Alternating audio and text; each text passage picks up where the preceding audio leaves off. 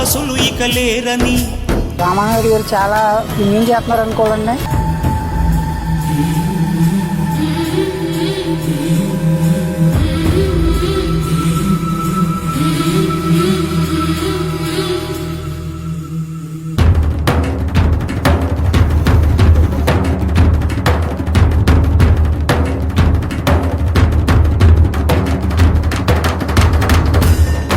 జనక్షేమమే తన సంకల్పముగా, తన ఊపిరి హోమజ్వాలలుగా స్వర్గాన్నే శాసించెనురా, అమృతమును ఆహ్వానించెనురా.